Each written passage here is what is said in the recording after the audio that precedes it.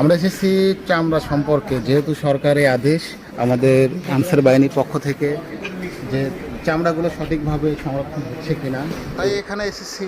এটা হলো আমাদের দেশের সম্পদ। আমি এসেছি মহিসুন্নাহ দারুল উলুম মাদ্রাসা, এটা শাহজাহানপুর মাঝিরা ইউনিয়নের ভিতরে। আমি এবং আমার ভিডিপি সদস্য নিয়ে এইগুলো গ্রামবাসীর কোরবানি চামড়া, যেগুলো এখানে সংরক্ষণ করা হয়েছে এবং এখান থেকে চলে যাবে বিভিন্ন জায়গায়, যেখানে লবণ সহ বিভিন্নভাবে ট্যানারিতে সংরক্ষণ করা হবে।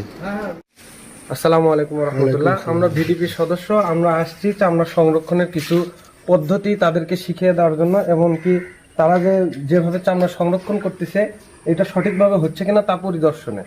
তো আমরা এখানে একটা মাদ্রাসায় আসছি।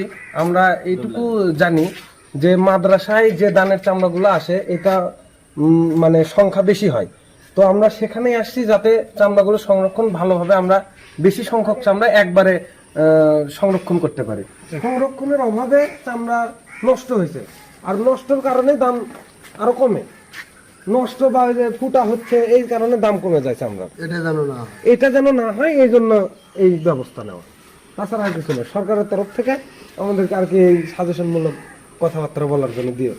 তো এখানে মাদ্রাসার হুজুররা তারা লবণ চামড়ার ভিতরে দিয়ে এই চামড়াগুলো সংরক্ষণ করার চেষ্টা করতেছে তারা যতটুকু পারে।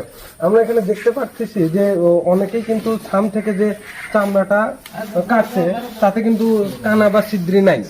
এই জিনিসটা খুব ভালো, কারণ হচ্ছে দেশের যে সম্পদ, এই কানা বা ছিদ্রির কারণে দেশের সম্পদের মূল্য কমে যায়। তো আমরা এই লবণের মাধ্যমে চামড়াটা অনেক দিন পর্যন্ত স্টোর করা হয়। এটা আবার যাবে যেখানে চামড়া সংরক্ষণ করা হয় মূল গোডাউনে, তখন ওনারা ওনাদের মতো তার ব্যবস্থা নেবেন। তবে এটা প্রাথমিক পর্যায়ে হুজুররা এখানে আপনার ওই চামড়াতে লবণ দিয়ে চামড়া সংরক্ষণ করার চেষ্টা করছে। লবণ দেয় এতক্ষণ দেখা না। আসসালামু আলাইকুম রহমতুল্লাহ। আমি শাহজাহানপুর মাঝিরা মহিসুন্নাহ মাদ্রাসা থেকে বলছিলাম। তো আমাদের আনসার ভাইয়েরা আলহামদুলিল্লাহ আমাদেরকে চামড়া যেভাবে সংরক্ষণ করার কথা বলছিল, আমরা সেই অনুপাতেই চামড়া সংরক্ষণ করছি। ভাইদের পরামর্শ অনুযায়ী যাতে আমাদের চামড়ার কোনো ক্ষতি না হয়, যাতে সুরক্ষিতভাবে আমরা চামড়াগুলোকে সংরক্ষণ করতে পারি। তো আলহামদুলিল্লাহ সেভাবে আমরা সংরক্ষণ করছি। আমাদের চামড়া এখানে যা আসছে আলহামদুলিল্লাহ আরও আসবে।